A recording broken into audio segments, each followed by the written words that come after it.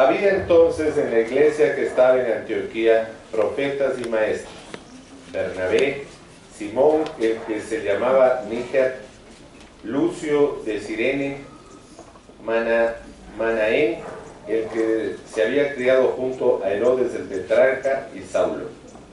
Ministrando estos al Señor y ayunando, dijo el Espíritu Santo: apartadme a Bernabé y a Saulo para la obra a la que los he llamado. Entonces, habiendo ayunado y orado, les impusieron las manos y los despidieron.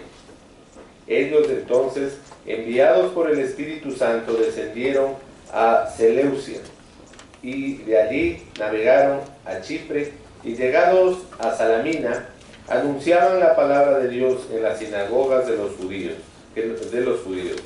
Tenían también a Juan de ayudante.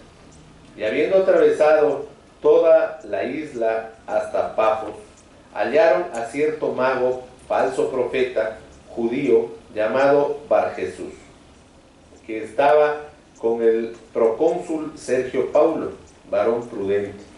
Este, llamando a Bernabé y a Saulo, deseaba oír la palabra de Dios, pero le resistía Elimas, el mago, pues así se traduce su nombre, procurando apartar de la fe al procónsul. Entonces Saulo, que también es Paulo, lleno del Espíritu Santo, fijando en él los ojos, dijo: oh lleno de todo engaño y de toda maldad, hijo del diablo, enemigo de toda justicia, ¿no cesarás de trastornar los caminos rectos del Señor? Ahora pues, he aquí la mano del Señor está contra ti, y serás ciego, y no verás el sol por algún tiempo. E inmediatamente cayeron sobre él oscuridad y tinieblas, y andando alrededor buscaba a quien le condujese de la mano. Entonces el procónsul, viendo lo que había sucedido, creyó maravillado de la doctrina del Señor. Palabra del Señor. Vamos a orar. Padre Dios, te damos gracias por tu palabra, Señor, porque ella nos vivifica, porque ella nos limpia, Señor.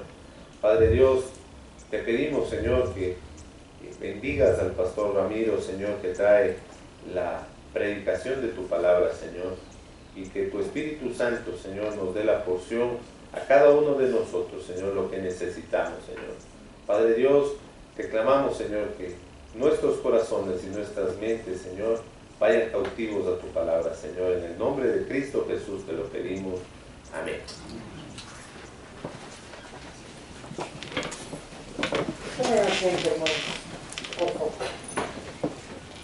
Este día estamos en familia.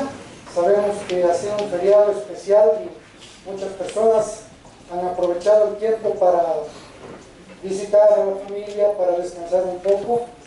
Tengamos presentes en oración, recordemos a nuestros hermanos que no están y confiemos que el Señor les traiga con todo bien, tal como hemos orado y hemos pedido esta mañana. Continuamos estudiando el libro de Hechos, y a medida que avanzamos podemos nosotros notar que hay algo que se repite vez tras vez. Hay al menos tres cosas que son frecuentes en el libro de Hechos. Y mencionamos al inicio del estudio que este libro debería haberse llamado Hechos del Espíritu Santo, porque la presencia del Espíritu Santo es central a lo largo de todo el libro. Eso es una cosa.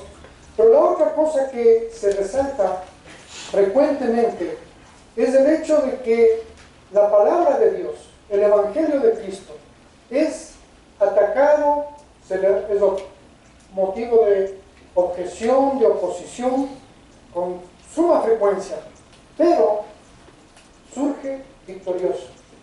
Esas dos cosas son importantes tenerlas en cuenta, porque son para nosotros motivo hoy en día, como iglesia, como cristianos del siglo XXI, son motivo, digo, de que podamos confiadamente saber que la misión que tenemos como pueblo de Dios de predicar el Evangelio es una misión victoriosa. Y eso es lo que vemos aquí a lo largo de este libro. Por ejemplo, recordemos que cuando el apóstol Pedro durante Pentecostés predica el Evangelio, la reacción de muchos fue: están borrachos. Están hablando locuras porque están borrachos. ¿Cuál fue el resultado? 3,000 convertidos en un solo día. Recordemos que cuando Pedro y Juan son encarcelados, justamente por los líderes religiosos que se oponían a la predicación del Evangelio, el resultado de eso son la conversión de 5,000 nuevas creyentes que se añadieron a la iglesia. Que cuando empezaron a haber divisiones en el seno de la iglesia, y divisiones dentro de los hermanos, a causa de estas diferencias entre judíos y griegos, que las viudas de los unos eran atendidas y las otras no. El diablo astutamente metiendo cizaña. ¿Qué es lo que hicieron los apóstoles? Dijeron, muy bien, nosotros vamos a nombrar a 7 hombres llenos del Espíritu Santo que se encarguen del servicio a los necesitados, del servicio a las viudas, y nosotros persistiremos en la predicación y en la enseñanza de la palabra de Dios. Siempre esas dos cosas, oposición y victoria y persistencia en la misión de la iglesia. Recordemos que cuando Esteban es martirizado en Jerusalén, surge una gran persecución contra la iglesia y se ven obligados a salir muchos de los creyentes, de los cristianos, a salir fuera de Jerusalén.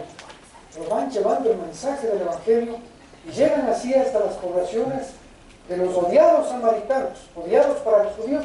Llegan ellos con este mensaje de esperanza y de Cristo, este mensaje de reconciliación y de paz. Muchos son convertidos en Samaria. Cuando encontramos al perseguidor de la iglesia, Saulo de Tarso, que pide autoridad para traer prisioneros aún de lugares lejanos a los cristianos, encontramos que tiene él un encuentro con Cristo y que resultado de eso, él se convierte en el predicador por excelencia del Evangelio del Señor. Recordemos que cuando hay legalismo entre los nuevos cristianos, pensando nosotros somos judíos cristianos ahora, pero el Evangelio es para nosotros, Dios le da al apóstol Pedro una visión donde le dice, mira, aquí hay estos animales puros, impuros, mata y come, porque para mí nada hay impuro. Dándole a entender así, que él tenía el mensaje del Evangelio para llevar aún a aquellos que eran considerados impuros ceremonialmente, como los no judíos, los gentiles. Y así le encontramos la conversión de Cornelio y de toda su familia, llegando a ser los primeros convertidos cristianos al cristianismo desde los gentiles. Recordemos que cuando Herodes empieza a perseguir a la iglesia, mata a Santiago, lo decapita y pone en prisión a Pablo con las mismas intenciones, el Señor libra al apóstol Pedro, lo libra de la muerte a Pedro, pero Herodes es el que muere, quedando así victoriosa siempre la predicación del mensaje de vida del Evangelio. Y nos dice aquí que después de esas cosas la iglesia continuaba creciendo. Miren conmigo en el capítulo 12 un momentito, versículos del 22 al 25, para refrescar este hecho. Y el pueblo aclamaba gritando a Herodes, voz de Dios, estás hablando tú, queremos oír la voz de Dios y no del hombre. Al momento un ángel del Señor le hirió por cuanto no dio gloria a Dios y expiró comido de gusanos. Pero la palabra del Señor crecía y se multiplicaba. Hay estos dos hechos: la oposición frente al Evangelio, frente a Cristo, frente a los cristianos, pero la victoria del mensaje de Cristo, de los cristianos, del Evangelio. Se va a ver eso a lo largo de la historia de la iglesia primitiva, en el libro de Hechos, y se va a ver a lo largo de la historia de la vida de la iglesia universal, y se verá eso hasta el final de los siglos. Si ustedes leen el Apocalipsis, van a encontrar precisamente ese hecho: oposición contra Dios, contra su pueblo, contra Cristo, contra sus seguidores, y la victoria del Señor con los suyos. Junto con la predicación de la palabra, entonces, encontramos desde el comienzo que la iglesia no solamente crece y se organiza, no solamente ordenan diáconos, ancianos, líderes de la iglesia para que lleven la palabra, sino que además toman una acción organizada para llevar esa palabra del Evangelio, ese mensaje del Evangelio, hasta lo último de la tierra, tal como lo había ordenado el Señor Jesús. Me seréis testigos en Jerusalén, en Judea, en Samaria y hasta lo último de la tierra. En este pasaje vemos entonces tres características de esta iglesia misionera o de estos misioneros enviados por la iglesia. Vamos a ver en primer lugar que son llamados y enviados por Dios a través de su pueblo, a través de la iglesia. Segundo, son llamados a proclamar el Evangelio. Cuando alguien es llamado a ser misionero, debemos entender y recordar que la función principal es la proclamación del Evangelio de Jesucristo. No es el servicio, la obra social, que son cosas que deben hacerse y son buenas, pero no son las primordiales. Es el mensaje del Evangelio. Y la tercera cosa que se ve es que cuando somos enviados en misión, somos enviados para defender el Evangelio, para defender el Evangelio del Señor. Porque la misión de la iglesia, la misión que tiene la iglesia cristiana, la misión que tiene la iglesia Siloé, la misión que ha tenido la iglesia a lo largo de los siglos, no es la misión de los hombres, es la misión de Dios. Así le denominaron algunos estudiosos durante la época de la Reforma. Ellos decían, es la missio Dei, es la misión de Dios. Es Dios enviando esperanza al mundo a través de nosotros. Así como Dios envió esperanza al mundo a través de su Hijo. Él fue si podríamos pensar en el misionero por excelencia. Dios enviando esperanza a través del Hijo, y ahora nosotros llamados a ser portadores de esa esperanza a través de llevar la palabra. ¿Qué es lo que encontramos en el texto de esta mañana? No sé si deba quitarme esto. ¿No? ¿Qué es lo que...? Tal vez...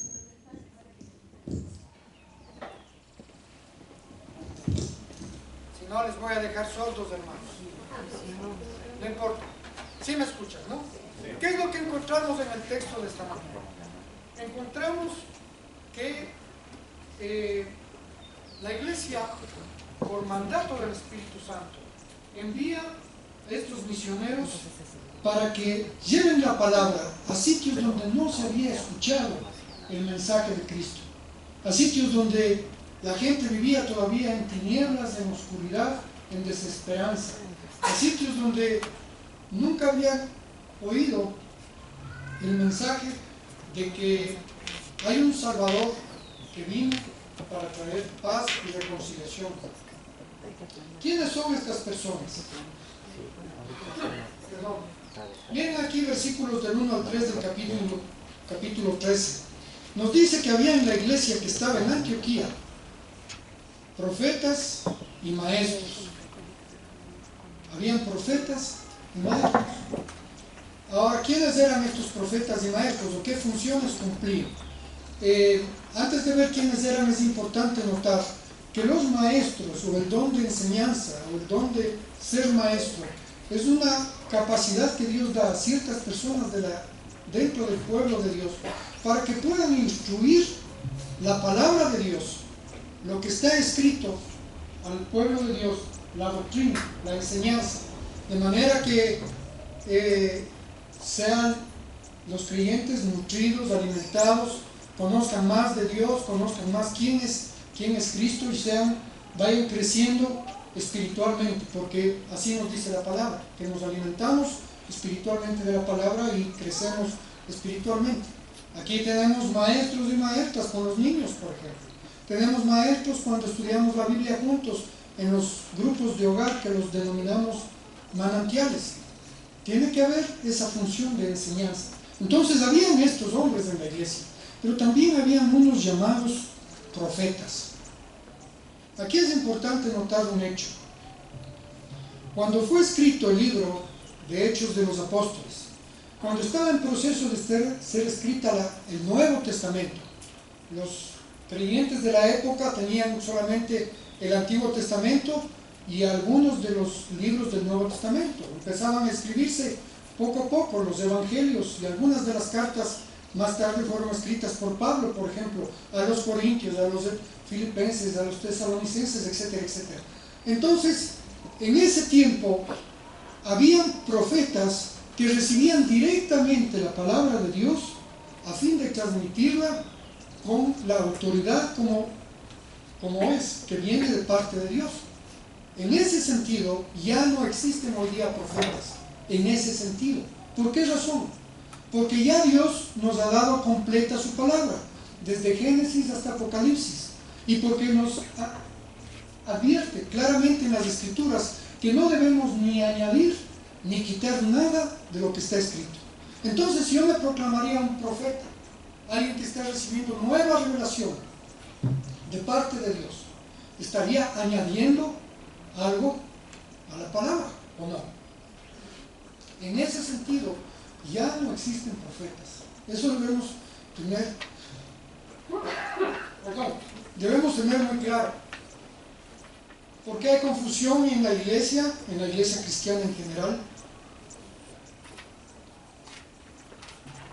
por el hecho que de vez en cuando aparecen profetas, profetisas, proclamando que Dios les ha hablado, que les ha dado algún mensaje especial y que tienen este mensaje para comunicar a la iglesia. Y ya no existe eso. Cuando alguien aparece así, tenemos que preguntarle, ¿y eso le añadimos qué? ¿Después de Apocalipsis? ¿O eso va entre las cartas de Pablo? ¿Dónde va eso? Porque ya tenemos lo que se llama el canon de la Escritura, es decir, toda la Biblia completa. Sí existen profetas en otro sentido, y el sentido es el que indica la palabra profeta. Profeta quiere decir el que profiera, el que habla en nombre de Dios o de parte de Dios. Cuando una persona en una iglesia, un predicador, un pastor, un misionero, un siervo de Dios, una persona que es llamada a traer un mensaje a la iglesia desde la palabra de Dios, está cumpliendo un rol profético. En ese sentido está correcto. Pero como alguien que trae nueva revelación, no. En la iglesia pues habían dos tipos de personas, maestros y profetas. Profetas de los dos, profetas que predicaban los textos del Antiguo Testamento diciendo ya se cumplió, pero también que recibían palabra de Dios, como el apóstol Pablo, por ejemplo, cuando dice, esto mando yo, no manda el Señor. Está recibiendo revelación de Dios para comunicar a su pueblo. Un profeta en el sentido que ya no existe hoy. Nos dice que habían profetas y maestros: Bernabé, Simón, el que se llamaba Níger, Lucio de Cirene, Manaén, el que se había criado junto con Herodes el tetrarca, y Saulo. Se nos nombra a estos 4 personas. Además, nos nombra también que hubo otro más que fue enviado junto con ellos, que fue Juan. Ya vamos a ver de qué Juan se trata. Pero estas personas, nos dice, fueron enviadas por el Espíritu Santo, siendo maestros y profetas de la iglesia de Antioquía. Veamos quiénes eran ellos. ¿Se acuerdan ustedes de Bernabé? De este hombre que cuando en la iglesia de Jerusalén comenzaron a haber necesidad entre los creyentes, venía gente y daba generosamente para que se reparta, y que nos dice que él era un levita de Chipre que vendió una propiedad y la entregó a la iglesia. ¿Se acuerdan? ¿Se acuerdan que alguien por querer parecerse a él hizo lo mismo y se quedó con la plata mintiendo que había dado a Ananías? El caso de Ananías Zafir. Este es el Bernabé. Este es el Bernabé que más tarde va y le busca al apóstol Pablo, al que todo el mundo le tenía miedo. Y dice, no le tengan miedo, porque él tuvo un encuentro con Cristo vivo y ahora es un siervo suyo. Este es el Bernabé. Este es el Bernabé que va a ser compañero de Pablo en los diferentes viajes. Nos dice también que estaba ahí Simón, al que se le llamaba Níger.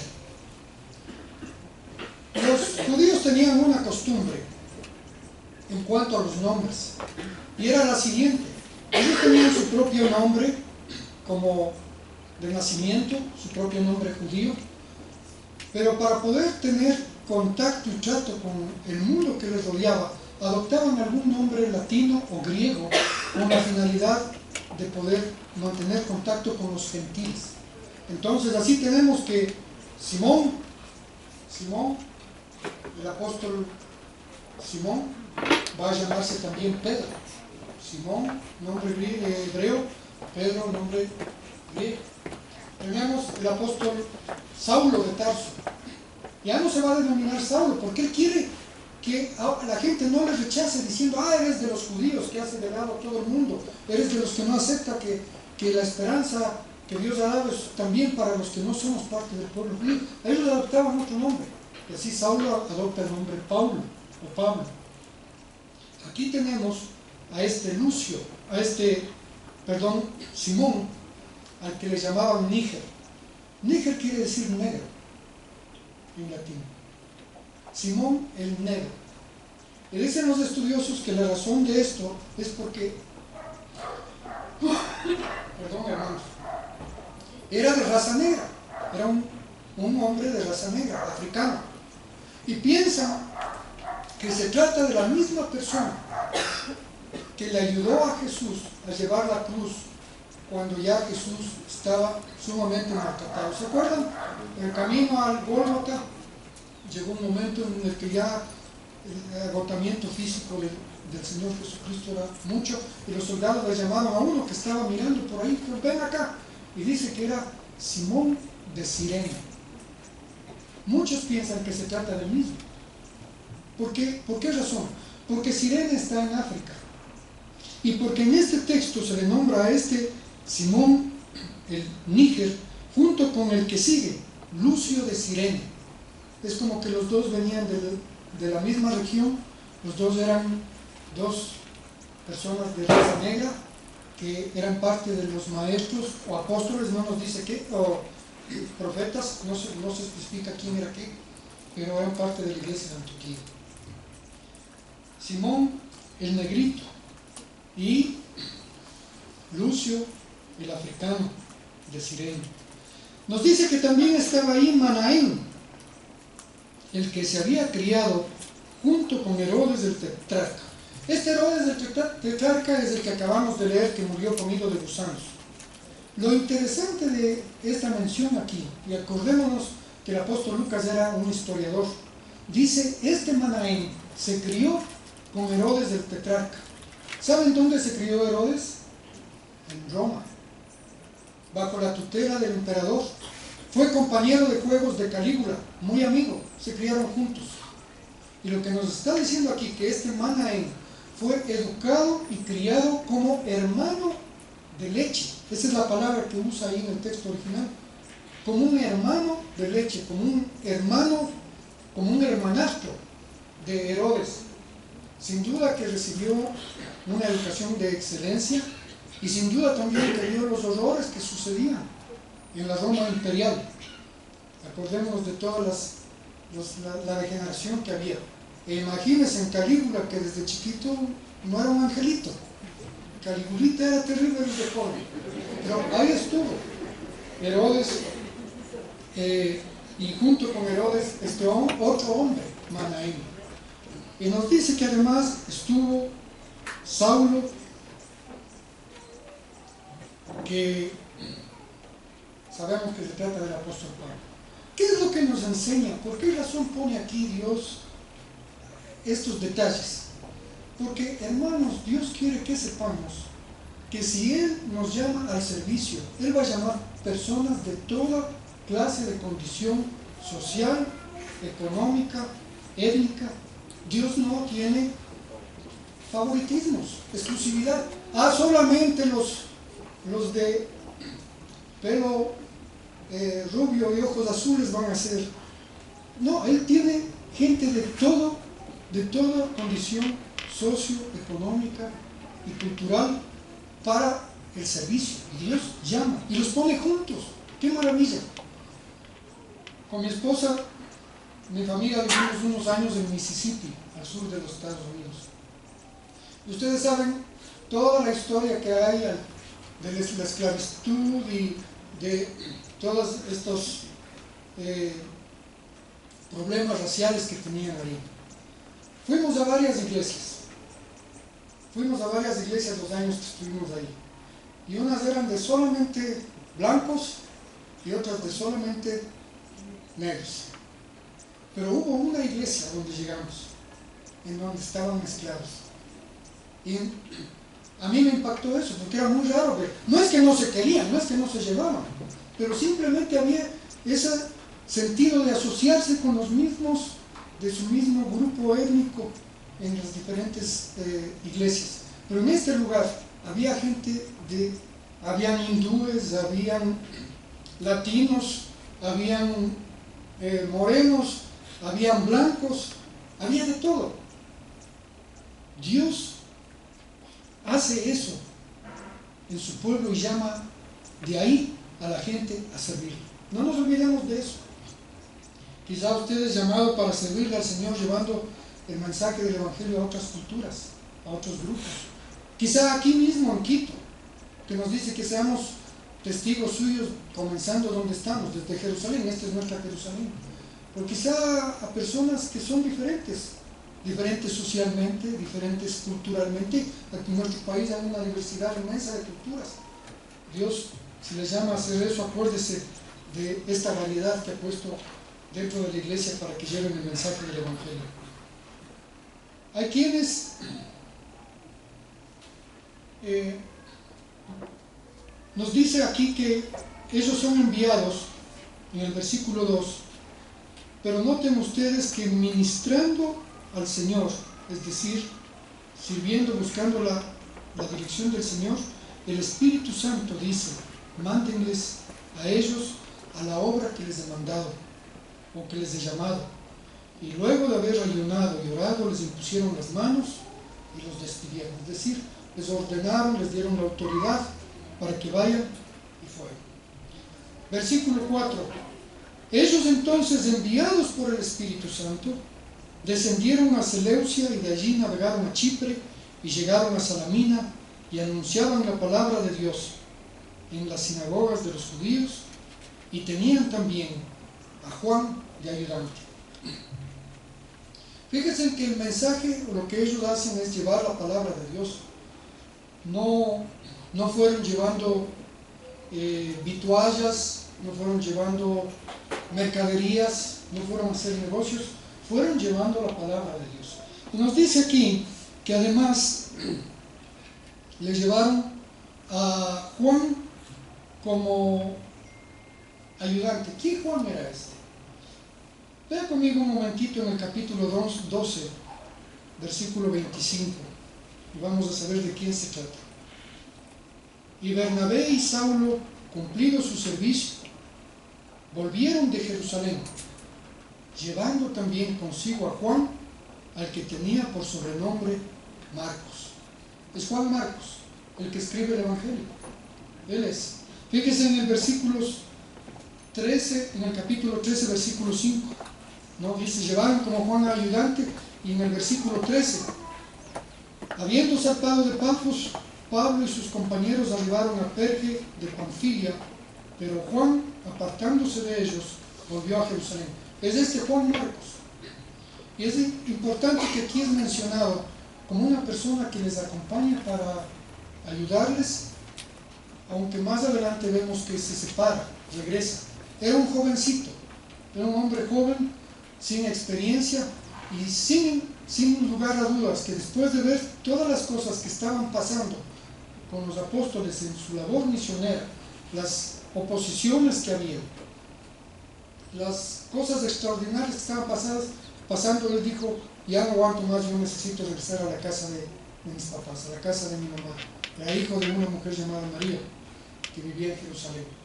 Más tarde, el apóstol Pablo, en su segundo viaje misionero, no quiere llevarle con él, porque dice se va a regresar otra vez. Y Bernabé dice no, yo les llevo conmigo entonces. Pero esa es la historia, este es el otro Juan que estaba ahí.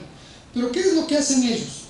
Miren aquí que nos dice el texto que llegan a esta población de la isla de Chipre, luego de partir desde un puerto llamado Seleucia, navegan hasta Chipre, que está más o menos un día de viaje, y lo primero que hacen, llegados, anunciaban la palabra de Dios en las sinagogas de los judíos. Anunciaban la palabra de Dios.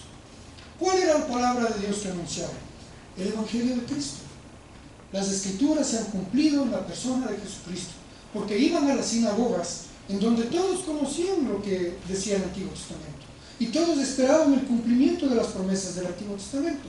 Esperaban las promesas dadas por Isaías, por Jeremías, por los profetas que hemos estudiado aquí, todos los profetas menores, que vendrá el Mesías, que es el que trae luz para alumbrar las naciones.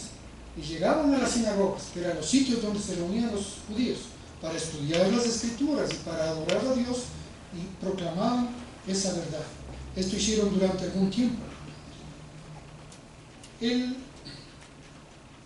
¿Por qué es que iban directamente a las sinagogas? Hay dos razones. Primero, una razón que podríamos decir teológica, porque desde el comienzo el mensaje del Evangelio estuvo destinado primero a los judíos y después a los gentiles. Judíos, gentiles. Pero por una razón práctica también, porque había una puerta abierta. Cuando ellos llegaban no se sabe si ya tenía fama. Bueno, Pablo tenía fama de ser un excelente maestro, era un fariseo, era conocido. Entonces la gente decía, ha llegado Pablo, hay que invitarles, como cuando viene aquí algún predicador conocido. Imaginémonos que llega por aquí Luis Palau.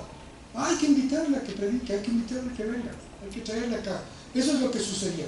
Entonces ellos aprovechaban esas circunstancias para llevar el Evangelio de Cristo en las sinagogas. Predicaban el Evangelio a gente religiosa, es decir, a gente que conocía de Dios, que entendía de Dios.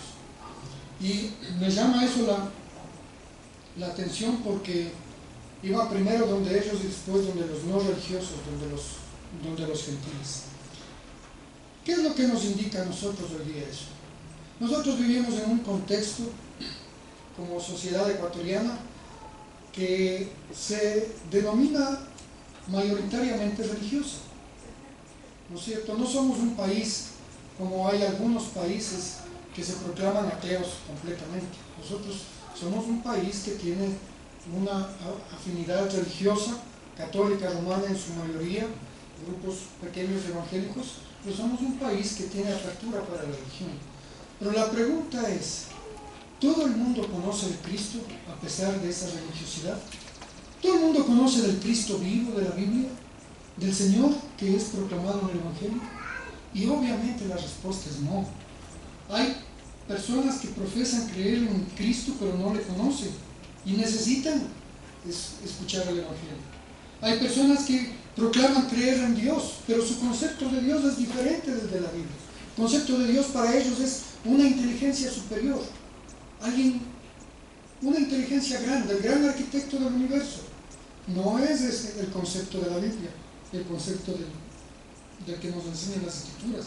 A quienes se proclaman ateos, agnósticos, libres pensadores, necesitan escuchar el Evangelio de Cristo. Y esa es nuestra misión.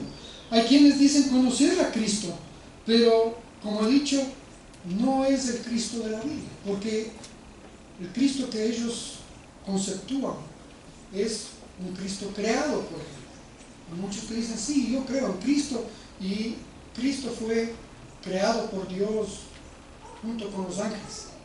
Ese es el mensaje de algunos de los testigos de Jehová, porque necesitan oír el Evangelio de Cristo.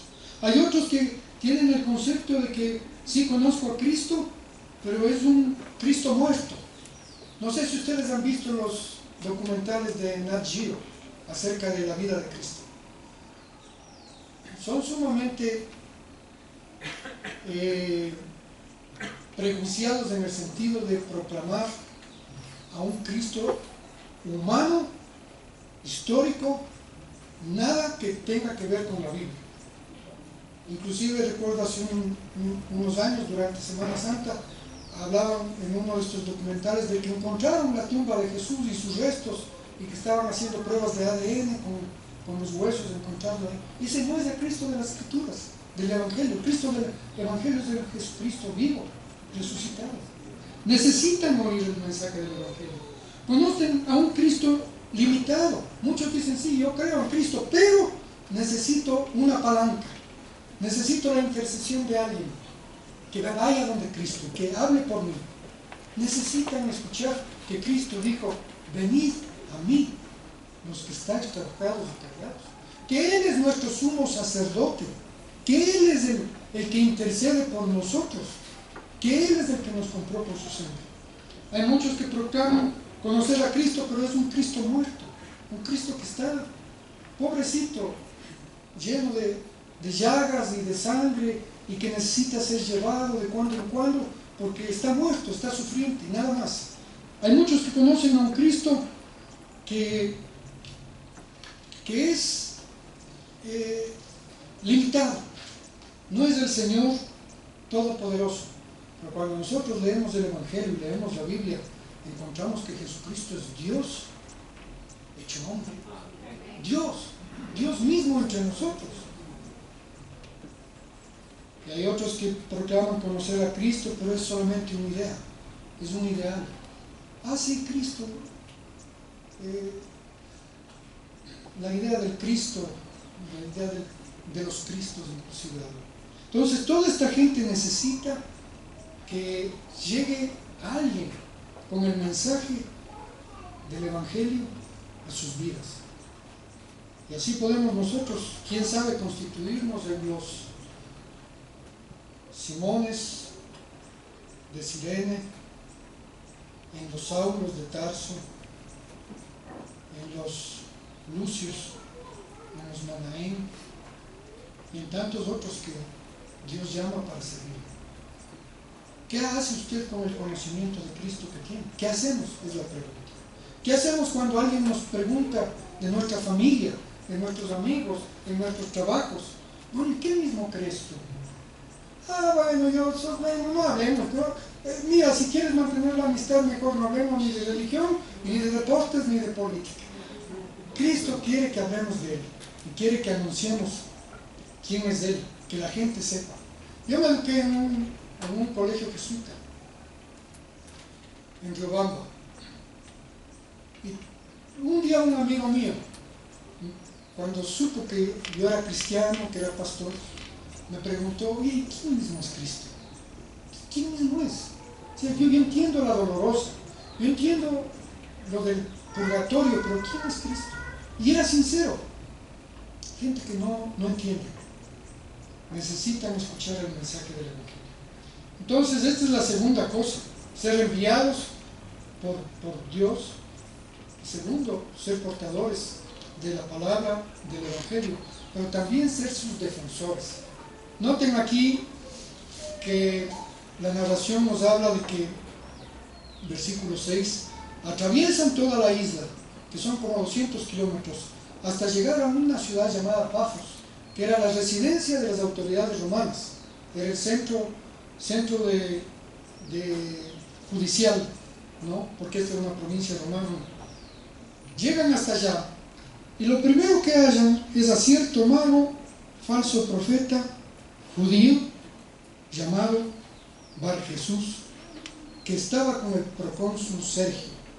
Este hecho de que estaba con el procónsul Sergio quiere decir ni más ni menos que era su consejero. Era muy común entre los romanos, que eran sumamente supersticiosos, tener a alguien que conozca de las artes mágicas, que conozca de los horóscopos, que conozca acerca de las estrellas y acerca de lo oculto, para que les aconseje, acerca del porvenir, para que sepan si deben o no tomar tal o cual decisión. Ellos practicaban mucho esas cosas. Este Bar Jesús, que paradójicamente su nombre quiere decir hijo de Jesús, porque Bar en arameo quiere decir hijo, hijo de Jesús. Jesús era un nombre muy común en esa época, no está hablando que era hijo del Señor Jesucristo, pero era un nombre común en la época, Jesús. Y se había llamado Bar Jesús. Pero él también se cambia de nombre y adopta un nombre griego que nos dice el apóstol aquí, Elimas. Era un nombre que quería decir el mago. Entonces él estaba más cómodo con ese nombre, porque iba de acuerdo a lo que él hacía y practicaba. Pero noten lo que sucede. Dice que en el versículo 8, Elimas, el mago, así se traduce su nombre, procuraba apartar de la fe al procónsul. Entonces Saulo, que también es Pablo, lleno del Espíritu Santo, fijando en él los ojos, le dijo: oh, lleno de todo engaño y de toda maldad, hijo del diablo, enemigo de toda justicia, ¿no cesarás de trastornar los caminos rectos del Señor? Cuando leemos las Escrituras encontramos varias veces que aparecen estos magos o estos encantadores. ¿Se acuerdan Moisés en Egipto? Dice que hubieron unos que estaban al lado que eran consejeros de Faraón y que hacían exactamente, le reproducían los milagros de Moisés, pero a través de arte de magia. Y este es el caso de este hombre aquí, de este Elimas. Era una persona que por su condición espiritual de tinieblas, porque quien está en las ciencias oscuras, en el ocultismo, en la magia, en esas cosas, entra en un mundo de tinieblas en realidad.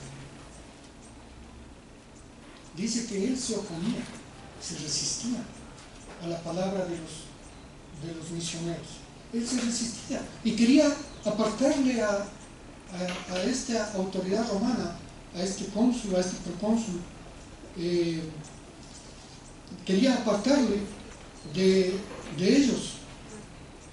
Posiblemente pensaba: voy a perder mi puesto de consejero, o posiblemente pensaba: se me van a ir las ganancias. No se sabe, pero en el fondo la razón era espiritual. Permítanme contarles algo que ha sido mi experiencia durante muchos, a lo largo de los años, en muchas ocasiones.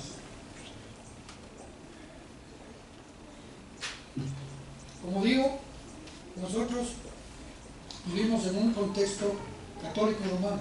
Nuestra familia, muchos de nosotros nacimos en hogares católicos, nos hemos criado ahí. Pocos han sido los que han nacido en hogares evangélicos. Vivimos en ese contexto.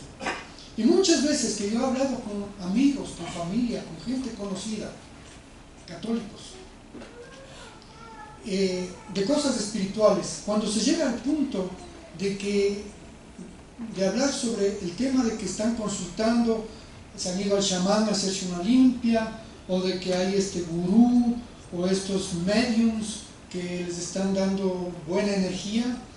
¿Conocen gente así?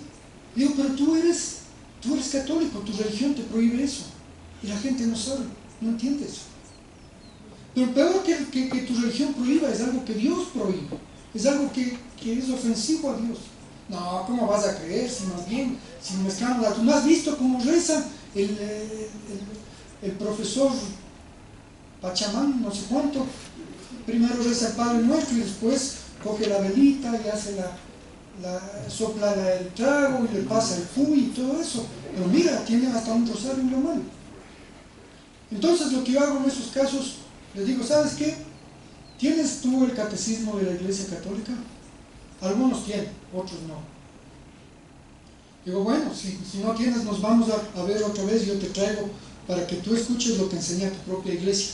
Y les leo lo siguiente, porque hay tres cosas que hago ahí. Les hago caer en cuenta lo que cree su iglesia y lo que ellos no practican, a pesar de proclamarse sumamente fieles a su religión y de que no faltan el domingo a sus servicios religiosos, etcétera, etcétera. Miren lo que dice el Catecismo de la Iglesia Católica. Todas las formas de adivinación deben rechazarse. El recurso a Satán o a los demonios, la invocación de muertos y otras prácticas que equivocadamente se supone desvelan el porvenir. Y pone dos textos bíblicos del Antiguo Testamento, Deuteronomio y Jeremías, en donde habla de eso.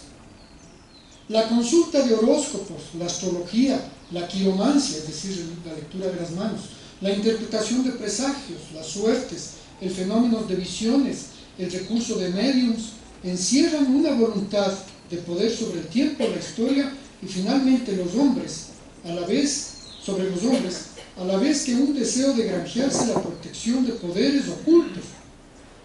Esta contradicción con el honor y respeto mezclados al temor amoroso se la debemos únicamente a Dios. Y continúa, todas las prácticas de magia, de hechicería, mediante las cuales se pretende domesticar a poderes ocultos para ponerles al servicio y obtener un poder sobrenatural sobre el prójimo, aunque sea para procurar la salud. ¿Se acuerdan del hermano Gregorio? Por ejemplo. ¿De cuántos chamanes que dicen, es que vamos allá porque ahí nos cura? Aunque sea para procurar la salud, son gravemente contrarias a la virtud de la religión. Estas prácticas son más condenables aún cuando van acompañadas de la intención de dañar a otro, si la magia negra. El llevar amuletos es también reprensible. El espiritismo implica con frecuencia prácticas de adivinación y magia. Por esto la Iglesia advierte a los fieles que se guarden de él. El recurso a las medicinas llamadas tradicionales no legitima ni la invocación de poderes malignos ni la explotación de la credulidad del prójimo. La mayoría no sabe eso. Y muchas veces después de mostrarles esto, le digo, bueno, vamos a ver de dónde viene esto. Y voy a la Biblia. Pero mira, en la Biblia dice, y después una vez que ya se ha abierto se ha creado ese vínculo de comunicación, les hablo acerca de Cristo. De que si estás en las manos de Cristo no hay poder que te toque. Es que me han salado, me han hecho el mal. Todo me sale mal, yo quiero hacerme una limpia. Si estamos en Cristo, el maligno no nos toca. El maligno no nos toca. Entonces, queridos hermanos, nosotros tenemos como iglesia una misión sumamente importante. La misión a la que somos enviados por Cristo. Porque Jesús dijo a todos sus discípulos, id a proclamar el Evangelio, id y hacer discípulos a todas las naciones. Entonces todos en un sentido somos misioneros. Somos llamados a cumplir esa labor llevando el mensaje, no hablando de política, no hablando de obras sociales, que son, como digo, son buenas. Pero es lastimoso ver que a veces la gente confunde ser misionero o misionera con labor social. Yo fui misionero en los páramos de Cotopaxi. ¿Y qué hacía? Sí, ahí construimos un canal de riego y luego les cubrimos la chocita y ayudábamos a vender las vacas y pasábamos con los niños, les hacíamos jugar. ¿Y qué más? Así fue todo el año, nos sacamos del aire. Ser evangelio, ser misionero es llevar el evangelio y hacer las otras cosas, las dos cosas. Eso sí. Y además defender la verdad. Ahora no nos equivoquemos pensando que tenemos nosotros la autoridad de ir y hablar como Pablo. Tú idólatra, hijo del demonio, te vas a ir a meter. Eso lo hizo Pablo porque Dios le dio esa autoridad en ese momento, en esas circunstancias. Pero sí tenemos la autoridad del Evangelio. Cuando nos encontramos con personas que están en lo oculto, sí tenemos la autoridad de nosotros llevar y hablarles la verdad del Evangelio, la verdad de Cristo. Una vez una señora nos pidió a otro pastor y a mí que vayamos a su casa para orar porque se estaban apareciendo unas manchas en las paredes y una mancha tenía una forma como de cachos o no sé qué cosa más. Y ella estaba angustiada porque había ruidos y todas esas cosas. Nos dijo, por favor, vengan y traigan agua, porque ella pensaba que usábamos agua bendita. Traigan agua bendita y hagan algo. Y lo que nosotros hicimos con este pastor fue ir y hablarle del Evangelio. Encontramos que esta señora era muy adepta a los libros de ocultismo. Le gustaba leer esas cosas. Se interesaba por la Ouija. Claro, había abierto ya puertas al mundo de las tinieblas. Entonces no era raro que el mundo de las tinieblas esté entrando a su casa. Pero les llevamos la luz de Cristo. A eso somos llamados. No llamados a mandarles al infierno, pero llamados a darles esperanza. Que el Señor nos ayude. Vamos a orar. Amado Señor, en este día te damos gracias porque en tu palabra tenemos la palabra viva de Cristo. Pedimos que tu Espíritu Santo nos ilumine y nos guíe para que seamos fieles portadores de su mensaje, para que seamos obedientes al llamado que nos ha hecho y para que seamos defensores de la verdad ante toda circunstancia, con la mansedumbre y sabiduría que tú nos das, que tú nos prometes. Pedimos esto en el nombre de Jesús y te damos gracias por este día. Amén.